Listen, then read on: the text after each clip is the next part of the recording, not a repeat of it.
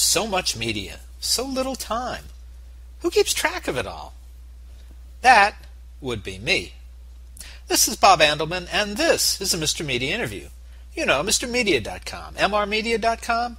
Stop by and check it out. There are nearly 700 archived celebrity interviews for your listening pleasure. The show is brought to you today by thepartyauthority.us. Planning a wedding, mitzvah, or corporate event? For any and all occasions, call the Party Authority nationwide at 1-800-DIAL-DJs. That's 1-800-342-5357, where one call does it all.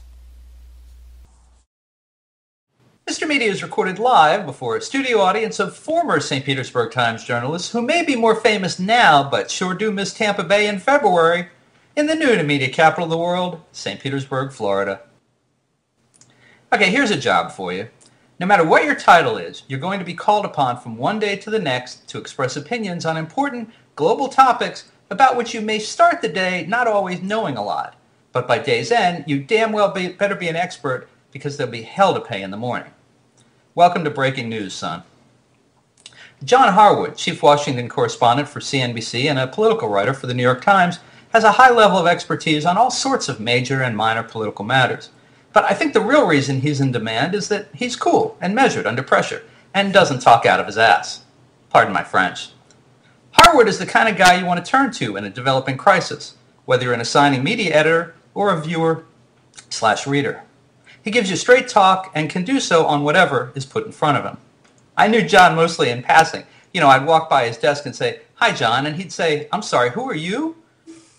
Back when he was a highly respected reporter at the St. Petersburg Times, and I was the kid they'd call to fill in when the grizzled veteran covering Indian shores was hospitalized for terminal boredom.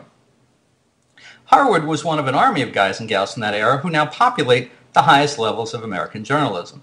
And I'm looking at you, Dana Priest, Tom French, Cheryl James, Jacob Schlesinger, Ann Hull, Doran Levin, David Finkel, Carl Vick, Milo Jalen. You know who you are. John is coming back to the new media capital of the world on Wednesday, March 2nd, to give a speech at the Hyatt Regency Sarasota. His topic, Obama's Second Act, What Comes Next. The event is open to the public, and you can buy tickets at forumtruth.org. John Harwood, welcome to Mr. Media. Thanks for having me. My pleasure. My pleasure. Thanks for recognizing me this time. John, I know it's fairly common these days for journalists to serve two masters, but how does your day get organized between TV and print? Well, the print stuff that I do for the New York Times is fairly circumscribed because I write a weekly column. It appears on Mondays, wrecks my weekends to a considerable degree. During the week, I'll write if I get drafted, or I will do things connected with television interviews, but mostly it's the Monday column. My main part of my workday is organized around the various TV shows of the NBC network. So I wake up in the morning and find out which shows on CNBC, MSNBC, or NBC might want me to be part of a taped report, or what they call a crosstalk, an interview with an anchor, that kind of thing, and I react accordingly. And it's exactly as you described in the introduction. Sometimes you get pulled into stories where your level of expertise begins extremely shallow, and your goal is to make it slightly less shallow so you can help the viewers a little bit. That's got to make for a pretty challenging day, to not know exactly what you're going to be talking about, or studying or reporting on, and then as the day goes on, you've got to get smarter faster all day. Well, take Friday for an example. I got up in the morning expecting to focus mainly on the turmoil in Libya and the potential effect it would have on oil prices and therefore energy prices in the United States. But there were developments during the course of the day in the budget negotiations between congressional Republicans and the White House and Democrats on Capitol Hill. And so then I've got to divert and cover that for a while and then get back to Libya and oil prices and whatever's happening in the rest of the Middle East with all of the turmoil there. Needless to say, I'm mainly an expert in politics and the economy, so I've got to study up pretty rapidly so that I can, avoid just burbling meaninglessly on the Middle East. I've never heard anyone burble on on cable news. So I'd be curious to see what that would be like. I don't think you're watching enough. Okay, all right. I was just teasing. Let me ask you this. Now, you've worked at some really top news organizations. Obviously, I have a lot of good feeling for the St. Pete Times, but you've worked at the Wall Street Journal, and now you're at the New York Times. You're with CNBC. I know we also see you on MSNBC. What I'm curious about is how different are these organizations in terms of their standards, their ethics, and even just the way they do work and they go about, being kind of work-centric? Well, I would say the fundamental difference, of course, is between television and print as opposed to between the various print publications that I've worked for. From the time that I was stringing for the Washington Post and the Charlotte Observer and papers like that when I was in school, to when I worked for the St. Pete Times and then the Wall Street Journal and now the New York Times, I've been pretty blessed to be at news organizations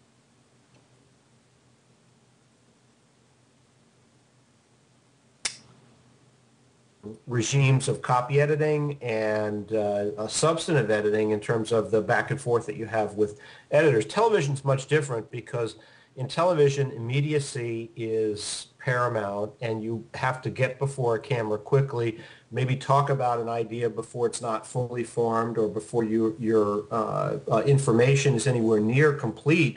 What the challenge in that environment is to convey something without sort of losing any sense of what's true or false or any sense of standards.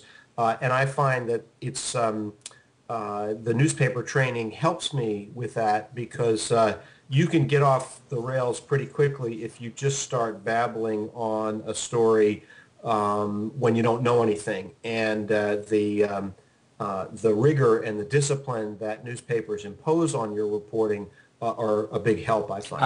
I couldn't agree more. I've veered away from newspapers, which I did in the mid-'80s, to books and magazines and now doing this type of thing.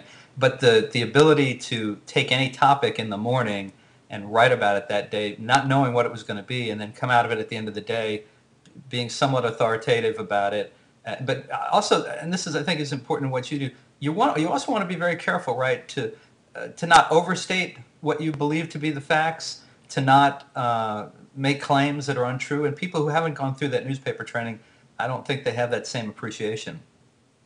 Right, and the values of television, especially cable television, tend to go toward punch, edge, hype, you could call it, and so they're trying to find controversy very rapidly, and you've got to be careful that you're simply not feeding what that organism wants in a way that's not true to what your actual assessment of the situation. So that's kind of the balance that I try to strike. And you want to be interesting for viewers. You want to take the information that you have and present it in a way that's fresh and engaging. But you also don't want to simply, for example, in a fight over the budget between the Republicans and the Democrats, you don't want to hype the prospect, for example, of a government shutdown if you don't actually think it's going to happen. Mm-hmm. And in fact, this week, that's one of the things that we're following. It appears that it's not going to happen, which is, I think, a disappointment to some people in the world of television because that sort of drama has been largely drained out of the back and forth. There is that feeling sometimes that some people in television want bad things to happen because it means people have to tune in more to them. The consequences be damned. Well, and it's not only that they want bad things to happen, but they want people to fight about whatever's happening. And so you see panels of left and right, and what they're looking for is the most sort of intense argument that you can have. And I do think that that's one of the ways in which the internet, to some degree, the world of television, 24/7 cable television, has an effect that inflames or exacerbates some of the partisan tensions and disagreements that we have. Let me ask you one more question before we go to the break. The growth of Fox News over the last decade has obviously caused a segment of the population to assume that traditional news-gathering organizations, including NBC and the New York Times, bear a liberal slant, that maybe before Fox News, no one was that talking about that much. Do you ever see evidence of that from the inside? And is it just that next to Fox, everyone else can't help but stand to the left? Well, there's some of what you just said, because Fox is very self-consciously trying to advance an agenda that they argue is not being advanced or celebrated in other media. But look, on the question of whether the media, the mainstream media, is left of center, that's true. And it goes to the values of the kind of people who go into journalism. The slogan that we all learn when we set out in journalism is comfort the afflicted and afflict the comfortable. If you project that ethos onto our political system, Democrats tend to side, liberals tend to side with the afflicted more, and as compared to the comfortable. So yes, there is a self-selection process that produces people who, in some fashion, it's not uniform across different issues, are somewhat left of center. The question is whether or not at the news organizations they work for, they're able to impose the kind of discipline on themselves that we were talking about earlier, and present news and analysis in the most fair-minded way possible. Everyone has opinions,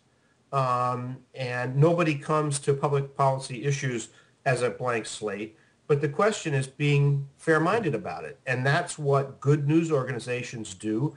And so when I was at the St. Petersburg Times, along with many of my colleagues, we made a very self-conscious effort to try to be as fair-minded as we could. You fail sometimes. There are things that you write which may trace back to some assumptions that you bring to the story that other people don't share. Fair enough. But the point is to try to do it as even-handedly as you can. And some of the shows that you see on cable television on the left, but also on the right, like Fox, don't really have that kind of break on their own processes. And so you see a very inflamed, polarized ideological debate. Well, this is Bob Andelman, and you're listening to and hopefully watching the Mr. Media radio interview with John Harwood, Chief Washington Correspondent for CNBC and political writer for the New York Times. To hear the rest of this interview, please join us at MrMedia.com. And for those of you, we'll be right back. Hey, did you know that you can listen to the latest Mr. Media on your phone with the Stitcher app? Stitcher is smart radio for your smartphone. Mr. Media is on demand and on the go with Stitcher. Download Stitcher for your phone today. Get the free download at Stitcher.com. That's STITCHER.com.